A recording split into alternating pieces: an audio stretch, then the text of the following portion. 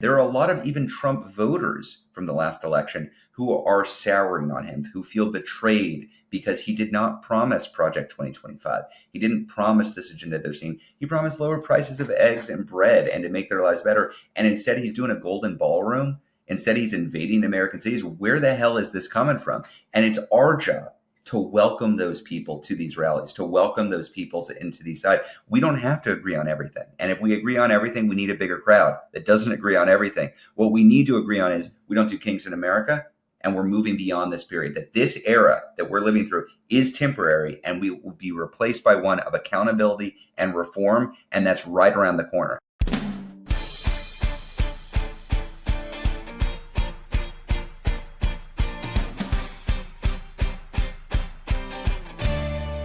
Hello, and welcome to the PoliticsGirl podcast. I'm your host, Lee McGowan. Let's get into it. Well, last weekend was the second No Kings rally, and it was a complete success. To break down how it went, what comes next, and why we need to keep getting out there in the streets even when our president wants to literally shit on us, I am joined by the organizer of the event, Ezra Levin, the co-founder and executive director of Indivisible.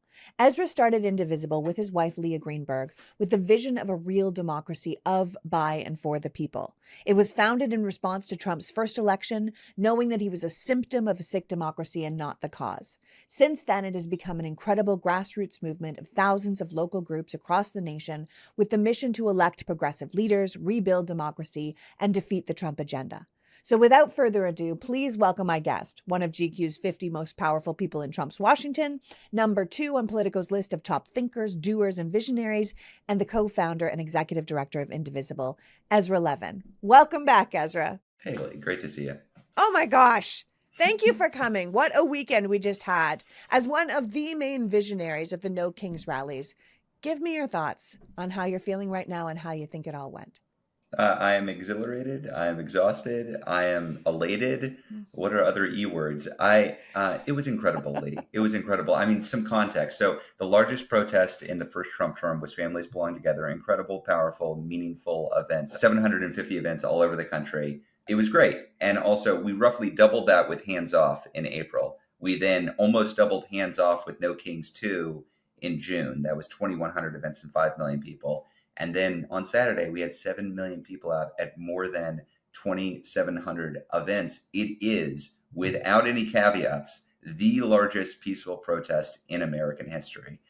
I feel great. I think that is so awesome. I mean, listen, I went to the official Hollywood event that started at noon in LA. And then my husband and I moved downtown to the event that started there at 2. And there were so many other events happening in the city that weren't even part of the official count. So I wouldn't be surprised as you guys go along that those numbers keep going up. You know, like it really feels amazing because I know that if you look at this is the largest coordinated protest of the Trump era. You spoke at that event, which was kind of the key event in Washington with Senator Bernie Sanders, Senator Chris Murphy, so many civilian rights groups. Can you tell me about what it felt like there in D.C.? I mean, overwhelming in the best of ways. So we had 200,000 people out in D.C., which was double what we saw for Hands Off back when we had a D.C. rally. The vibes were immaculate, Lee, is what I'd say. This was anything but what Mike Johnson was describing as. You know, he spent the 10 days leading up to this talking about, oh, they're violent, communist, blood in the streets. Oh, my gosh, it's going to be messy and gnarly. And it was joyful, right? It was joyful. There were people who were just so pleased to be in community with each other and celebrating our First Amendment rights and doing it in hilarious ways in inflated costumes and funny signs and wiener dogs and children and grandparents. And like, it was this sense, gosh, it feels schmaltzy just talking about it. It's a sense of hope that, wait a minute, this image of America that the regime is painting of this division and this hatred and this darkness, where was that? I didn't see it on Saturday. What I saw were Americans in rural areas and suburban areas and city centers all under one big banner, proudly coming out together. So it lifted my spirits. And I think it lifted the spirits of a lot of people out there and gave us a vision for what's to come, which is this is not the Trump era. This is the No Kings era. He's just living in it. I love that. I love that. And that's the thing. I mean, like, people kept saying to me, well, like, what's the point of protesting if the government doesn't listen? I mean, in the past, like, if you protested, it was your government would listen to you and maybe change would be made. Yeah. But when you know that your government is absolutely not listening to you, and on top of that, they're going to lie about why you're there, they're going to lie about who you are, they're going to try and, like you said, Mike Johnson and crew, by the way, all of them spent 10 full days with a coordinated effort to say we were Marxist, terrorist, leftist, Antifa murderers who were going to be out there. And then, like you said, we're seeing a bunch of twerking, unicorns and frogs, and then like children and it was such an amazing contrast to what we had been painted as. And I think it's also very important for how the world looks at us, because I'm sure the world looks at us right now like they've gone insane. They're everything we said they were going to be. They're everything that we've always said. America is the infidel. America is greedy. America is gross. America is loud. And then you see all these people enjoy, you go, okay, well, maybe not all of America. And when there's that many people coming out, it's really quite amazing. I'm thinking of that standout visual of the human formed No King's banner in San Francisco on the beach. It was just so many people coming together, not just to protest, not just to rally, not just to be in community, but to build something with their bodies that said, like, this is what we're doing. It was the opposite of the terrorism, hate America rally that we were told it was going to be. And in fact, I thought it was very interesting because there was like major cope in real time as it was happening. And I'm sure you saw that too. Like, they went from you guys are terrorist and you're pro Hamas to like, well, this is just a bunch of old white people. Like, who really cares about these people? And I thought, that's a hell of a cope, trying to switch the narrative halfway through. The main argument they had was that we were going to be violent. And we did everything that we could and have done everything we could over the course of the last 11 months of building up an insistent but non-violent resistance force to this regime. And it showed on Saturday. I believe, to my knowledge, there was one arrest of a protester in 2,700 events. On Saturday, it was a woman dressed up in a large penis costume with a sign that said "No dictators." That was it. That was it. But Ezra, can we talk about that? Because like six police officers took her down. They like jumped her. So then it was a bunch of cops like attacking a giant dick. It was really the funniest thing. Like even if she got arrested and she's like, oh, this is a total drag, like those images will last forever. And I just feel like that is kind of sort of the important point here. Like, Americans still have a sense of humor. We still have joy. We still have hope. Like, we're not as bad as ISIS, right? And we're either as bad as ISIS or we're near death senior citizens, right? And like, then I thought, well, what's your problem with old people anyway? Like these are the people that originally, marched for civil rights, for women's rights. They're back out here in the streets again because you blew it again. And you should be supporting those people. And yet they're mocking them for being out there with their walkers. I think the cope is real, as you pointed out. And if you're scanning right-wing circles now, which unfortunately I've done some of, what you see them circling around is a line of attack against this, which is it never happened. They want to erase that it even happened, that it was made up, that the image you see are from a different time, or that not very many people came out, because they spent so much time saying this was going to be a violent and a disaster and nobody was going to show. Then to actually see what it looked like, they're trying to figure out, how can we be the target of the largest peaceful protest in American history? Well, the answer is we weren't. It never occurred. What you saw was imaginary or made up, which means we have to do a really good job celebrating this win. That's not just to make ourselves feel good. That's for democracy. We need to make sure everybody understands what we just successfully pulled off on Saturday. We need to mythologize it. We need to storytell about it. We need to celebrate it. So one of the key things that folks can do in the coming days is make sure everybody knows what just happened. Do not let them propagandize you into forgetting what we've done. We are going to build to be even bigger in the future, but we've got to celebrate this win right now. Yeah, and I think we should point out that a lot of mainstream news organizations, ABC, NBC, CBS, New York Times, they all downplayed it or didn't even put stuff up. It was really shocking how we could spend 2 weeks talking about, the violent death of a podcaster it took over the news for 2 full weeks. And then you have this event and it's like, oh, right under the radar. No one's going to talk about it because, like you said, this is the only way that they can kind of handle what happened, because it wasn't just in blue cities. It was in deep Yeah, red areas. It was in that's right. Birmingham, Alabama, and like Billings, Montana. I saw this incredibly moving video of a march in like a really small Wyoming town. And they had actually marched all the way down their main street together behind a banner. And there was one folk singer standing on the stage where they were all going to end up.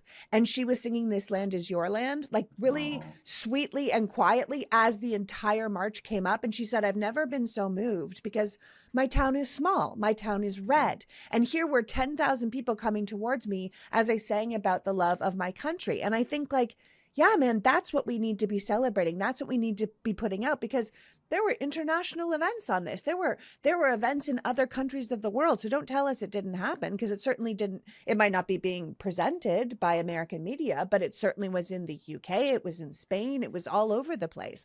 And I think it's really, really important. And I should point out that in the UK, they just tweaked it to say no tyrants, yeah. because they quite like their royalty over there. But they were like, we know what the Americans are saying and let's help them out. Yeah, we see that in other places with actual monarchies who wanted to participate against tyrants. I love the local leadership here and the local branding.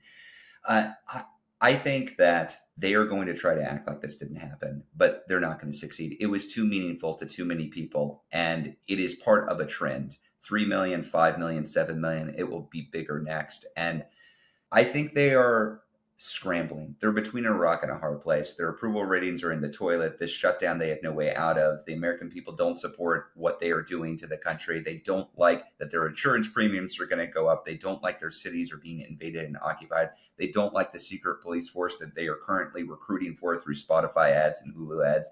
They don't like what is happening now. And so Republicans are trying to figure out how they message about it. And the best thing, the brilliant minds in the Republican messaging strategy space have figured it out. Put your fingers in your ears, close your eyes, and just say la, la, la, la, la, and hope that everybody forgets about it. We're not going to let them do it. We're not going to let them do it because there are more of us than there are of them. We're going to win. While I know that coffee is a go-to for most people, me included, for some it can cause crazy jitters or a massive crash, which is why I'm pleased to tell you about Mud Water. Mud Water is different than coffee. It's a mix of cacao, chai, turmeric, and adaptogenic mushrooms to help you feel focused and balanced, not wired. It's smooth and steady, and honestly, according to my husband, gives you tons of energy. Plus, it's ridiculously easy to make. It takes about 2 minutes with hot water or milk, and you're ready to get back to your day. Each ingredient in Mud Water serves a purpose. Their OG blend contains cacao and chai for a hint of caffeine and a hot chocolate flavor, lion's mane for focus, quadriceps to promote natural energy, and chaga and reishi to support healthy immune systems. Maybe you want to try a starter kit. They have a matcha starter kit, a turmeric starter kit, a rest starter kit, which will help you unwind and sleep better at the end of your day. Ready to make the switch to cleaner energy? Head to mudwater.com and grab your starter kit today. Right now, our listeners get an exclusive deal up to 43% off your entire order, plus free shipping and a free rechargeable frother when you use the code PoliticsGirl. That's right, up to 43% off with the code PoliticsGirl at mudwtr.com. And after you purchase, they're going to ask you how you found them. Please support the show and let them know that we sent you. Keep your energy natural and refreshing all year long with Mud Water, because life is too short for anything less than clean, delicious energy. Today's episode is brought to you by OneSkin. OneSkin is known for their cult favorites like OS1 Body, OS1 Face, and OS1 Eye because they all use the OS1 peptide, the first ingredient proven to target sentient cells, the root cause of wrinkles and crepiness and the loss of elasticity. With their science-first approach, OS1 delivers hydration, barrier support, and longevity benefits with their results validated in 5 separate clinical studies. Certified for sensitive skin, OneSkin moisturizers are free from over 1,500 harsh or irritating ingredients. They are dermatologist tested and have been awarded the National Eczema Association Seal of Acceptance. There's a reason that editors have named OneSkin a brand to watch in magazines from Fast Company to Town & Country and on shows like The Today Show. Founded by an all-woman team of longevity scientists with backgrounds in stem cell biology, skin regeneration, and tissue engineering, it's no wonder customers rave about how their skin is smoother, firmer, healthier looking, and the products have over 10,000 five-star reviews. OneSkin is the world's first skin longevity company, targeting cellular aging to keep your skin and scalp looking and acting younger for longer. For a limited time, you can try OneSkin with 15% off by using the code PoliticsGirl at oneskin.co. That's 15% off at oneskin.co with the code PoliticsGirl. And after you purchase, if they ask where you heard about them, please support the show and tell them that we sent you. Try OneSkin today. Future you will thank you. We're not going to let them do it. We're not going to let them do it because there are more of us than there are of them. We're going to win. Yeah, nothing to see here. Like, it's a bit ridiculous that they went from violent terrorist meetings to it never even happened. I saw someone looking at the pictures of all of the people that came out in Boston, which is really quite a shot because they were in the Commons. And someone said, this is an old picture from 2017 from the Boston Marathon. And like, just so many people from Massachusetts and Boston got on the internet and they were like, no, it's not. No one gathers in the Commons after the marathon. We all go to drinking bars. Like, this is today. I was there, and I find it really fascinating. And I was listening to one man talk about how something his son noticed when they were out at a rally in Chicago. And his son was looking around because there were some Trump supporters yelling at them. There were these counter protesters. And he said, I don't understand. Like, our signs say why we're here, right? Like, our signs say protect our neighbors or anti-ICE or pro-democracy or pro-trans or whatever somebody was marching for that day, whatever someone was there with their like main idea. And he said, these hecklers are just screaming Trump, Trump, Trump, Trump. And the son was like, they're not really for anything, right? Like, they're not saying, oh, pro tariffs or, let's kill the farms or build that ballroom, right? Like, they're not there for that. They are only there for the cult of the leader. And everything they stand for is just him. And I think that's a contrast we also have to make. Absolutely. And this is also a regime leader who has not been more unpopular than he is now. He is a lame duck, unpopular president on leading a deeply unpopular agenda that the American public is rejecting. So I don't think we're going to win over all MAGAs to our side. I don't think that's in the cards. There's going to be a relatively small but meaningful contingent of the public that will never distance themselves from Donald Trump. But we don't need them in order to win. There are a lot of even Trump voters from the last election who are souring on him, who feel betrayed because he did not promise Project 2025. He didn't promise this agenda they're seeing. He promised lower prices of eggs and bread and to make their lives better. And instead he's doing a golden ballroom. Instead he's invading American cities. Where the hell is this coming from? And it's our job to welcome those people to these rallies, to welcome those people into these sides. We don't have to agree on everything. And if we agree on everything, we need a bigger crowd that doesn't agree on everything. What we need to agree on is we don't do kings in America, and we're moving beyond this period, that this era that we're living through is temporary, and we will be replaced by one of accountability and reform, and that's right around the corner. And that's not even a message to Donald Trump. That's not a message to Mike Johnson. That's not a message to the MAGAs. That's a message to everybody outside this regime trying to understand where is this country going and which side of history should I be on. We get to send that message, and we send it in the clearest, biggest, loudest, most boisterous possible way on Saturday. Ezra, that's such a nice way to put it. Honestly, like, by the time Sean and I got downtown, and I should probably point out that Sean was wearing a giant bald eagle mask that took up his whole head, and then was wearing like a USA t-shirt and like basically looked like a cowboy, but an eagle. And like everyone was taking pictures with him because they were like, eagle, let's go. Like there was a lot of like this kind of passionate patriotism that people want to feel again. Like, we still love America. We know that America is being taken over, but we still love it. And it doesn't matter what they try and pitch to us, because I should point out today, you and I are talking Monday morning. The headlines are right now, we're saying that Carolyn Levitt is officially announcing the launch of a large scale investigation to find out the person behind No Kings. And first of all, I'll say, here he is.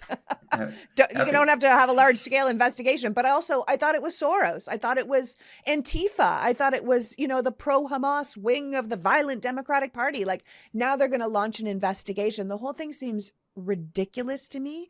And I think that we need to play into that ridiculousness, because I Yes. think people are very, very unimpressed with not only how he's running the country, but the choices he's making. Because it's not just the ballroom. There is now this ridiculously gigantic arch that's bigger than the Lincoln Memorial that he wants to build Yeah. to himself. That has Yeah. never been done. So saying we did a no kings rally and then having this man, maybe he's like, well, actually, I want to be an emperor because this is what Napoleon built for himself. Like, we can't ignore that. And neither can Republican voters, and neither can some MAGA voters who are Yeah. losing their farms, or who are losing their health care, or who are losing their rights in this country. And we have to keep reminding them that there is a place on the opposite side. And it doesn't Yeah. mean we have to agree on every issue. It means that we have to agree that this is not America and we are not for what's happening.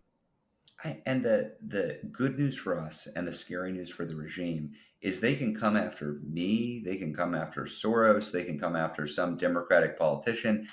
This was led by thousands of normal, everyday Americans who are pissed off and not putting up with this authoritarian overreach. That's who's leading this. Who orchestrated it? Go look in Jenner, California. Go look in rural North Dakota. Go look in Hayes County, Texas, where I'm from. There were 3 events. It's normal people who are rising up peacefully but forcefully to say, we're not putting up with this any longer. And that's an enemy they can't actually attack, because they can't come after all of us. There are just too many. Yeah. I mean, one thing that somebody pointed out, and I'll read it from Heather Cox Richardson later because I thought she made a really clear point, but I should point out as you're saying this, that Indivisible doesn't work alone. You know what I mean? The No Kings Yeah. idea comes from your organization, but there's a whole coalition, a network Oh, of, I mean, what is absolutely. it? At least 200 progressive organizations, It's but nearly working in sync.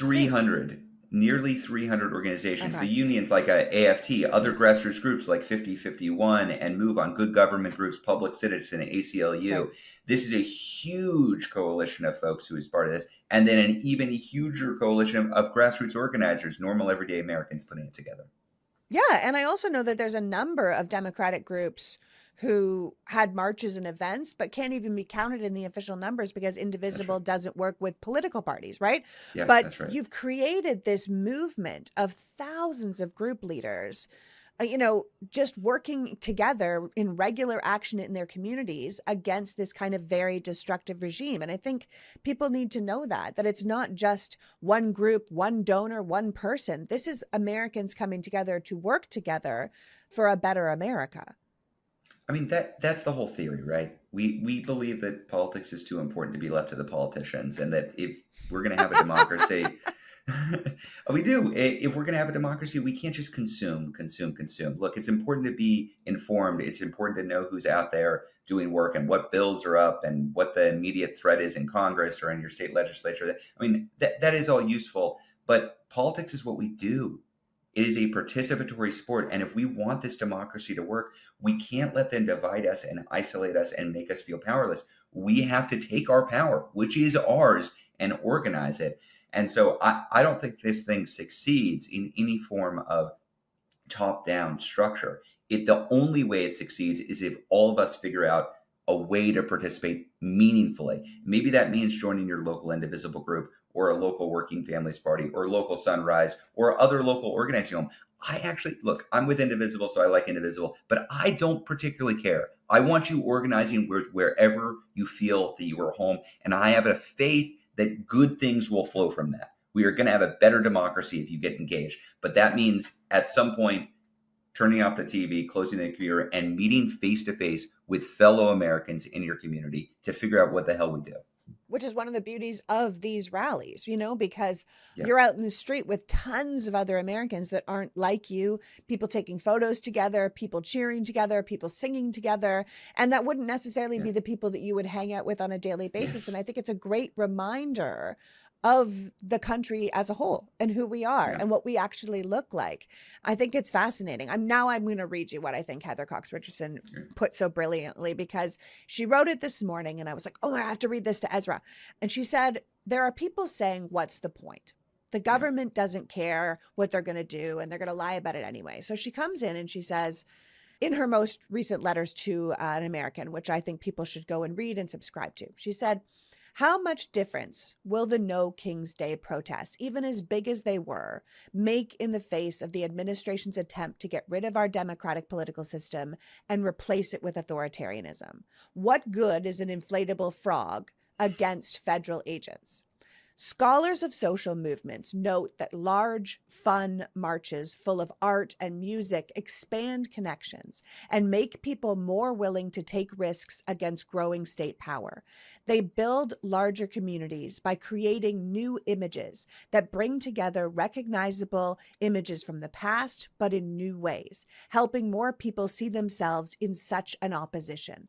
The community and good feelings those gatherings develop help carry opposition through hard moments.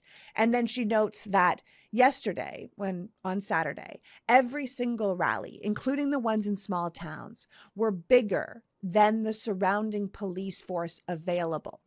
That kind of image is very important, because if you are demonstrating social coherence against a fascist government, and it's makeshift Gestapo, it is those numbers that are important to remember. That concept of there are more of us than them. And if Yeah. we really truly want a peaceful, law-abiding democracy, we're actually on the side of the scale that should be much more weighted. I couldn't say it better than Heather, obviously, because she's brilliant and ridiculously knowledgeable about American history and social movements. I would say I have noted that some of the conversation in the left, in the democratic ecosystem, and I think some people play up protests too much and some people underplay protests too much. A protest is a tactic. A tactic ought to be one of many tactics that fit into an overarching strategy, and that strategy ought to help you achieve your goal. I think this was a brilliantly successful tactic, and if that's all we do, we will fail. We have to build from this in the way that Heather is talking. That how do you build the kind of communities that aren't just providing support to each other, but are looking for opportunities to take action beyond this? And so I think it begs the question, where do we go next from this? What is next for No Kings? It's yes, there will be a No Kings 3. Yes, we will march in big numbers again. But how are we confronting the regime? How are we pushing leaders who might otherwise capitulate in the near term? Disney is really instructive. I think that was an example of how a mass movement, in response to Kimmel being fired, in response to the regime putting pressure on an institution, came together, immediately provided countervailing pressure, and suddenly we won. You can look across the ecosystem right now at universities, at businesses, at media institutions. They are all being threatened.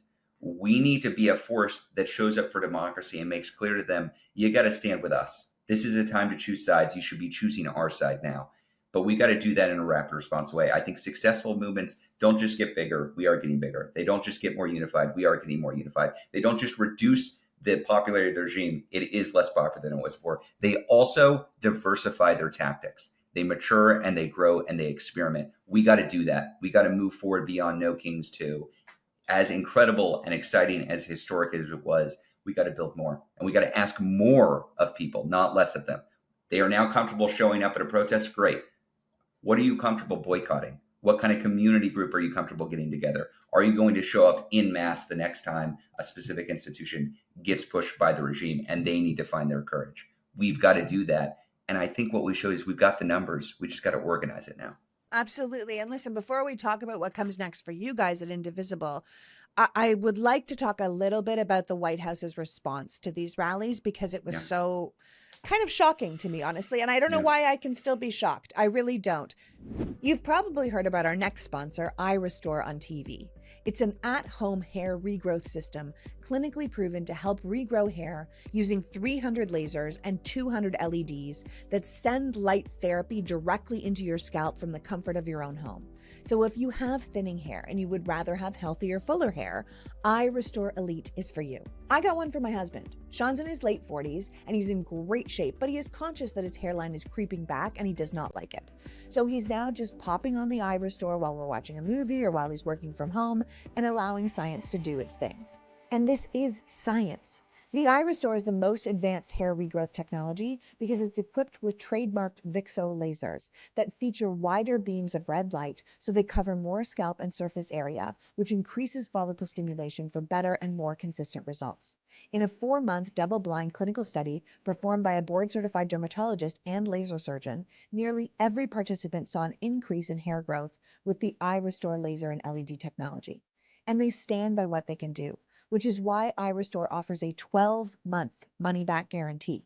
So you can try it completely risk-free. If your hair doesn't make a glorious return, they will give you a full refund. No awkward questions, just fuller, healthier hair or your money back. So get yourself the gift of hair confidence. For a limited time only, our listeners are getting a huge discount on their iRestore Elite when you use the code PoliticsGirl at iRestore.com. Head over to iRestore and use the code PoliticsGirl for our show's exclusive discount on the iRestore Elite. And, as always, if they ask, please support the show and tell them that we sent you.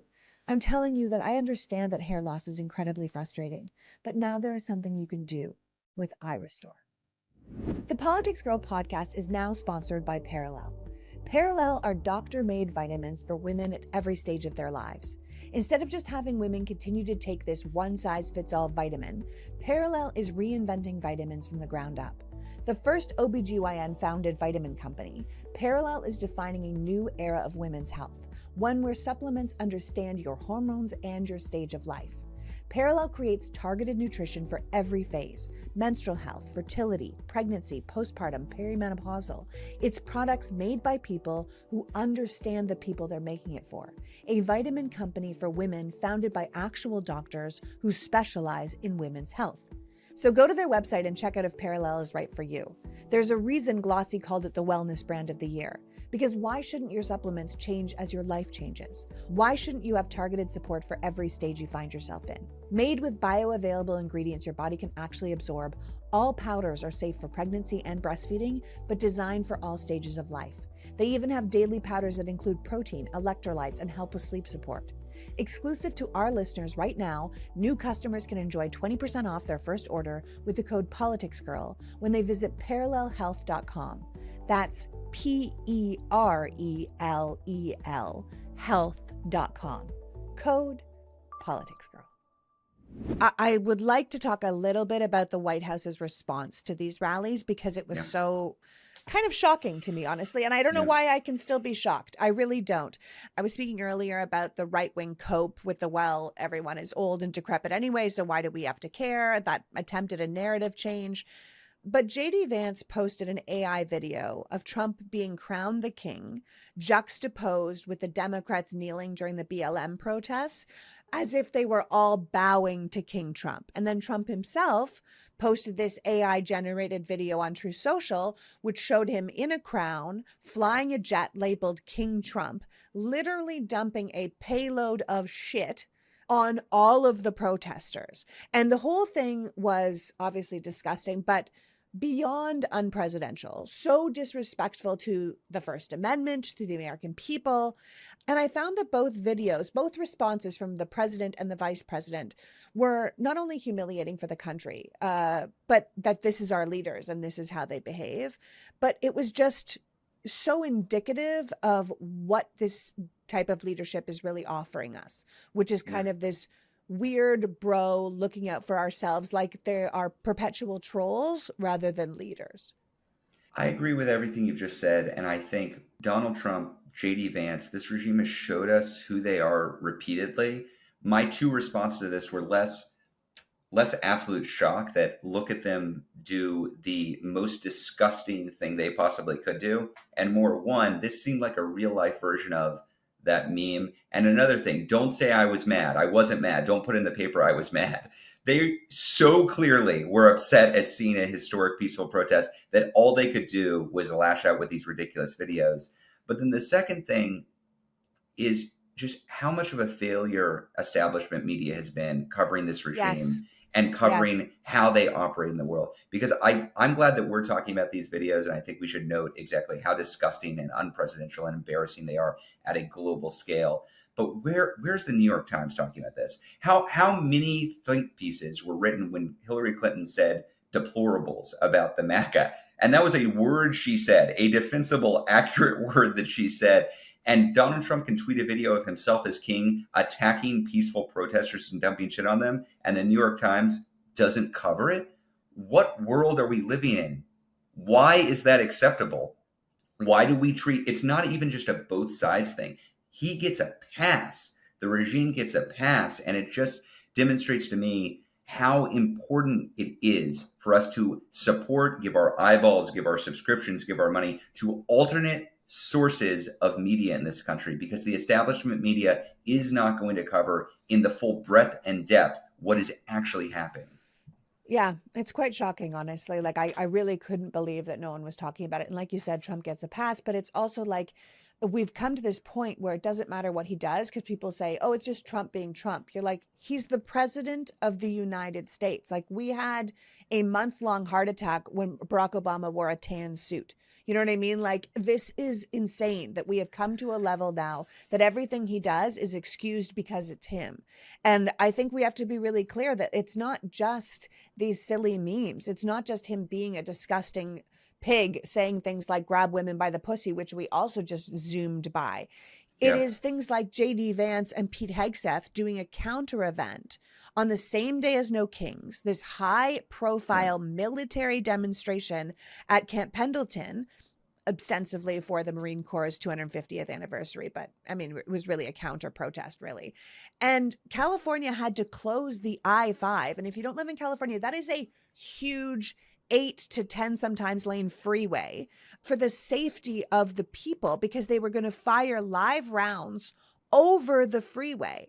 And to be clear, it was Governor Newsom who closed the freeway for the safety of the American people.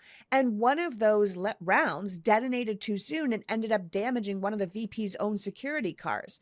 And I was like, unbelievable, because the only thing I heard from that event was this big show of JD and Hegseth pointing out that they're going to give the military their outstanding paychecks because the Democrats closed the government, which we all know isn't true. They're using our military for propaganda.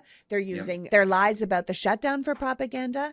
But they also then said that they were going to give them their paychecks because otherwise every bar in San Diego was going to go bankrupt. And I was like, did they just call our entire military a bunch of drunks? Like, everything is disrespectful. Everything is a joke. Everything is this weird bro culture where we don't take ourselves seriously anymore. And I think one of the beauties of the No Kings rally was that here are people not taking themselves too seriously in their inflatable costumes, but who take America and what it's supposed to stand for seriously. Do you see the juxtaposition of that?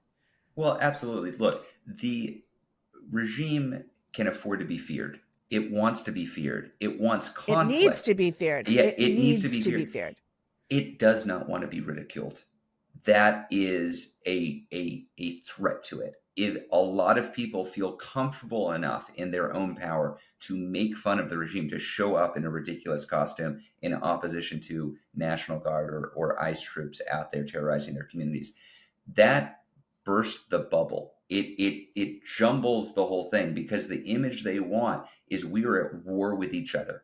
That's what they want us to believe. That Portland is exploding in violence, that Chicago cannot be saved unless MAGA comes in with troops from Texas to save it. And it's going to be a bloody battle, a confrontation. So to show up taking seriously our First Amendment rights and doing it in a way that doesn't give them what they want, I think is strategically brilliant. It is brilliant. I think that is the way to confront this regime. It is peaceful, it is with ridicule, and it is with mass numbers that, as much as they might try, cannot be ignored. Yeah, it's very hard to make your gaslighting stick when all of the images do not coincide with what you're trying to tell Yeah, people.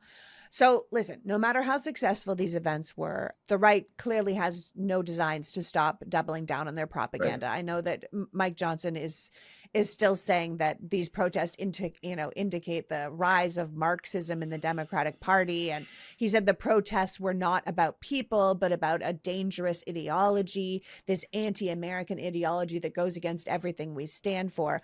I don't know who the we is in everything we stand for is there, because I don't know who he thinks the First Amendment is for, but it's for we the people. But I think we need to know what comes next. So you were talking about lots of different things that comes next, that we have to diversify our tactics. So tell Yeah. us, for you, for Indivisible, what comes next? Because I know you're hosting a call on Yep. Tuesday, October 21st. What's the plan for that? How can people join? What's the next steps? So check out nokings.org to join that call. We have more than 100,000 people coming in for it. We're going to be talking about what we do now as a movement in the immediate aftermath of this. And part of this is going to be to cement this win. Do not allow them to propagandize. Do not allow them to act as if it didn't occur. And don't allow Mike Johnson to define what this was about. The banner said no kings. It's not that hard to figure out what this was about.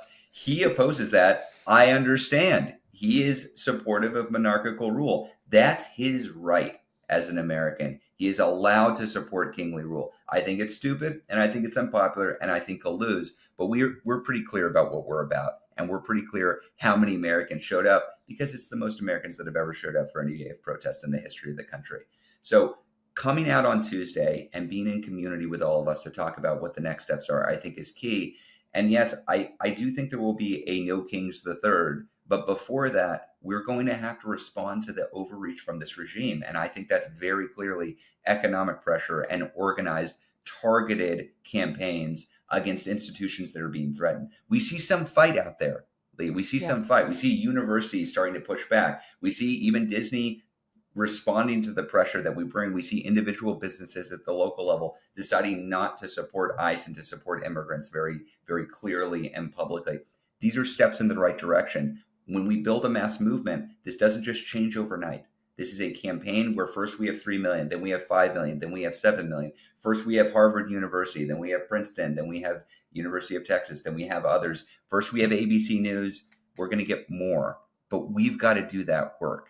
And I think effective people-powered movements do not just do the same thing again and again. That kind of tactical freeze, that kind of strategic thinking doesn't lead us to where we need to go. So we've got to grow and mature and try new things together. And that's going to happen in between the mass mobilizations that are in our future. We have to do the thing that the country stopped doing in 73, which is evolve. We must change. We must grow. We must do more things. I think it's essential because, you can't just stay doing one thing. And like we've said, a protest on itself, it becomes just a march if you're not asking for change, if you're not doing something. So I really just so appreciate you being here today, Ezra. And I so appreciate the work you do and not allowing us to be gaslit. And I so appreciate everyone. I want to tell people, and I'm sure you agree with me on this, everyone that came out on the weekend, everyone that supported it in their own way. If they couldn't come out, who drove their car around and honked, or who spoke to their friends, or who highlighted what we were doing on social media. And like you're saying, we must just continue to do it as they try to mass gaslight us into saying it didn't happen. We have to keep doing that together as a team because yes, it will grow, but also we need to show these academic institutions and these law firms and these media companies that there are more of us than them, and they should be more afraid of us than they are of this regime. Because ultimately, if they believe in their capitalism, or they believe in their, admissions, or they believe in their clients, they're going to have to pick one or the other. And we want to say there's more of us here.